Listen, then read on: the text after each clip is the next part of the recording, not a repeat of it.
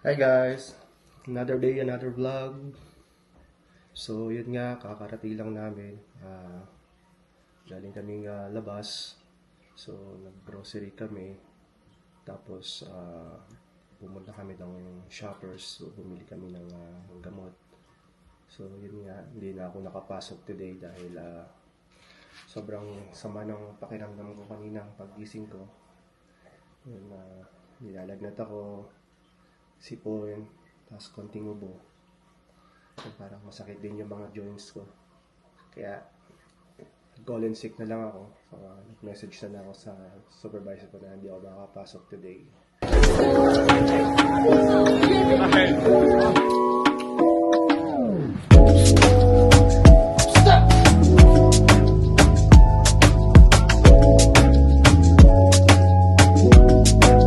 Actually, pangatlong araw ko na masama yung pakiramdam ko. Lalo na yung sipon. So, hindi siya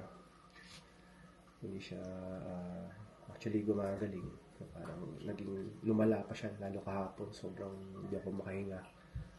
Hanggang ngayon yung boses ko medyo parang iba dahil nabablock kasi yung paghinga ko. So, yan. Pero kanina bumili na ako ng gamot. So, ito yung nabili kong gamot. Ni-use ito. Cold and sinus. Yan. Actually, mabisa ito. Subok ko na rin to. Hindi rin ako nakatulog kagabi. So, almost 8 o'clock na ako ng umaga nakatulog talaga. Kaya ito binili ko para pag-take ko mamaya, makakatulog agad ako. Tapos bumili din ako ng kasi paubos na yung gamot namin pang fever.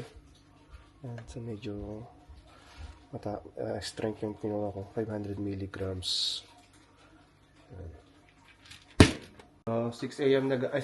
na guys, so hindi pa kami nakakapagluto, kaya ito muna kakainin namin. Bibake ako ng corn dog. So binili namin to sa Lucky Supermarket. So ito muna habang inihintay namin yung lulutuin ko na magluto kasi ako ng beef nilaga. Habang inihintay namin, so ito muna para hindi magutom yung mga bata. 6:30 p.m. na ata or 6 p.m. Yan, bumili din ako ng hopya. Yan, paborito ko kasi yung hopya, kaya nakabili ako ng special hopya yema. Tapos bumili din ako ng hopya munggo. Ito yung pinaka-favorite ko, hopya munggo. Tapos ito, hopya munggo din. So, I wish na meron din silang hopya, tipas hopya na munggo. So, favorite ko kasi itong brand na to nung actually high school pa ako. Talagang ito yung binibili ko nun sa palengke pagkatapos ng school. Yung hopyang munggo. Yan, kasi talagang kilalang kilala sila pagdating sa hopya. Ito kaya lang itong flavor na to yema. So, hindi ko pa na siya natatry. So, nabili ko din siya sa Lucky Supermarket. Parang price niya is almost $8 ata.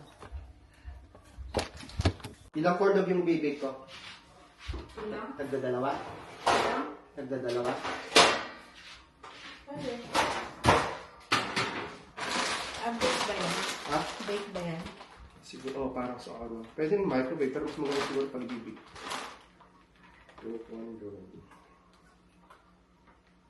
Plus microwave plus oven toaster. So sabi dito 3 minutes dun sa pag-microwave. Ay, parang last time ata, parang nilagay ko sa ano, no? Fryer. Air fryer, no? Air fryer ko na lang, no? Sige. So, hindi ko na bibig. So, yan ko na lang siya. Air fryer ko na lang. Instead sa oven.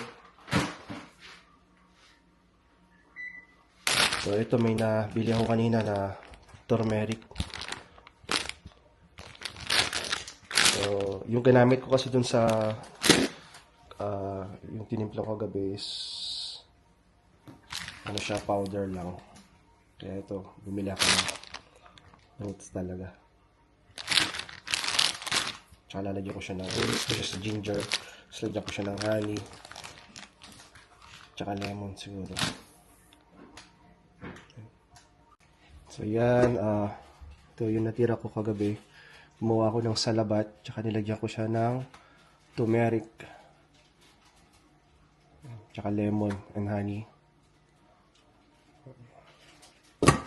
So may natira pa siya, baka may gagawa ulit ako. Air fryer ko na lang siya for 10 minutes siguro. Kaya sa instead of i-bake ko siya. So parang gano'n natin ginawa ko last time. Siguro mga 10 minutes lang siguro to okay na. So dalawang klase siya. So para matry din namin to yung kakaiba. Masarap yung last time na binili namin kaso yung nakabox kaso wala na siya. Pero tatry namin to. Mukha naman siyang masarap din. Okay na to. So pwede na. Ayan, naluto na siya. So let's try now guys.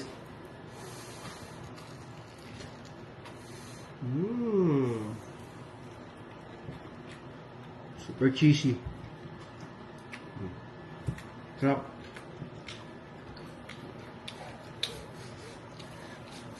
Sophia Afrod? Ha? Hashtag Tito Paps recommended. Sarap.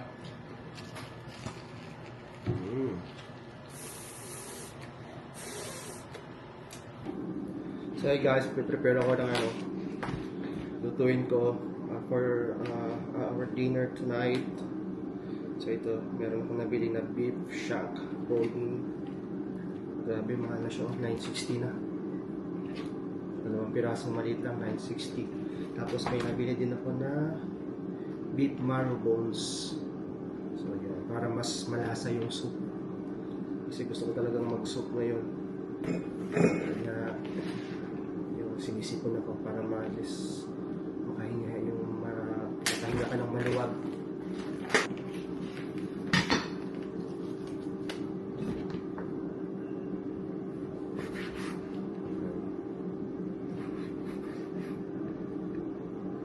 So actually favorite din to ng mga kids yung nilaga na beef. Wag lang yung maasim, medyo hindi nila type yung maasim, like sinigang, gano'n. So mas gusto nila yung nilaga. Kaso ang nakalimutan ko lang palang bumili kanina ng corn. Ang nakalimutan ko. Iisip ko kanina na nadaan ako kalimutan ko naman. So ayan guys, kumukulo na siya pero itatapon natin to yung unang kulo. Saka natin iwawash. Saka natin ulit siya pakukuluan. So kanina pala guys, nakabili ako ng tamarind. So yan. So magluluto ko ngayon ng pinapaitan. So yan. Tagal na rin kasi ako hindi nakakain ng pinapaitan. Siyempre mga Ilocano. Ilocano kasi ako. So mahilig kami sa pinapaitan. Kaya yan, magluluto ako. So yan. So, hindi habang panahon guys ay mananatili tayo mga bata. So, alam ko isa sa inyo ay pinaghahandaan din yung inyong pagtanda. So, yun nga, na rin sa pinaghahandaan natin yung pagtanda natin balang araw. So, ayaw naman natin na umasa dun sa ating mga anak pag tayo tumanda na. Kaya may mga investment din kami na kinuha. So, like for example, itong sa Sun Life. So, meron akong i-share ko lang din sa inyo yung Sunfar. So, yan.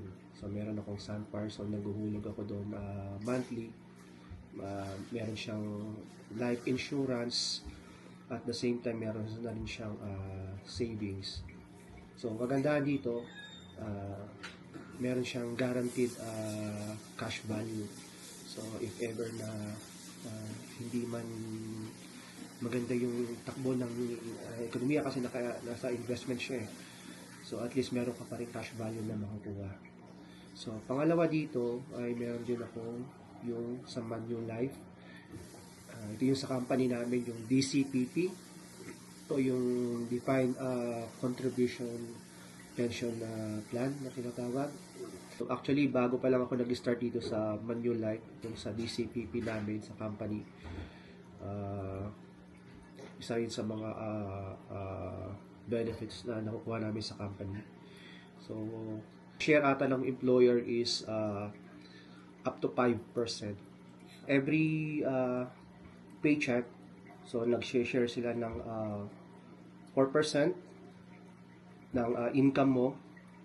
Tapos, kapag gusto mong mag-volunteer ng additional contribution, so parang magdadagdag pa sila ng additional 1%. So, bali 5% ng income mo, yun yung nagiging contribution ng employer. So, maliban doon, meron din akong SSS sa Philippines. Currently, naka 5 years na ako na nagko-contribute doon. Mga before siguro ako mag-retire, so tutuloy yung 5 years. So, isasagad ko siguro yung ima-maximum ko yung contribution ko dun sa SSS para mas malaki yung pension ko. Ayan. So yun kasi yung advice ni Mama G, kasi dati siyang nag-work sa SSS. Kaya yun ang advice na sa akin na before ka mag-60, siguro yung last 5 years, doon kami tsaka ako tutuloy yung 5 years para makomplete ko yung 10 years na contribution sa SSS. So at least pagtanda natin, meron tayong gagamitin. Hindi lang tayo aasa doon sa bibigay ng gobyerno kasi hindi naman enough yun para masustentuhan natin yung mga pangangailangan natin.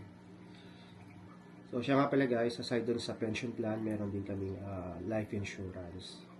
Yun.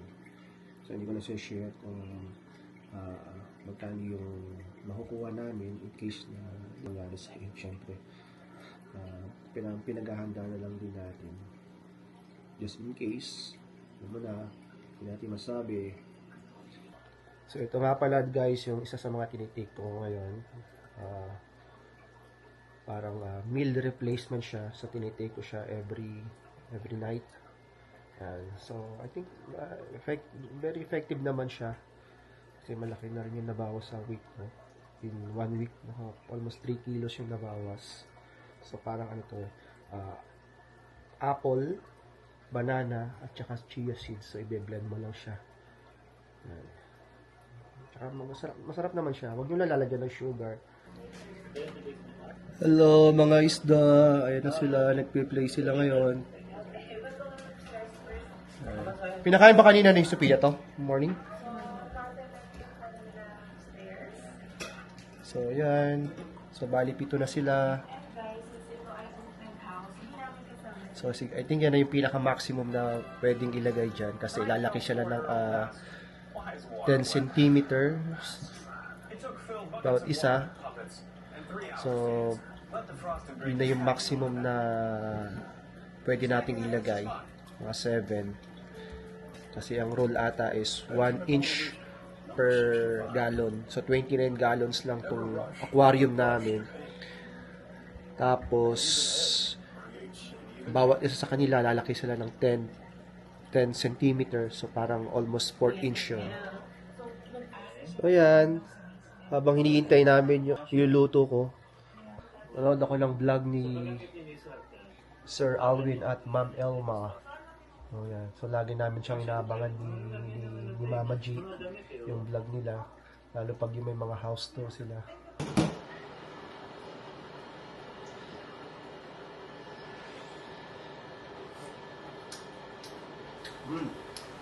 Okay na to.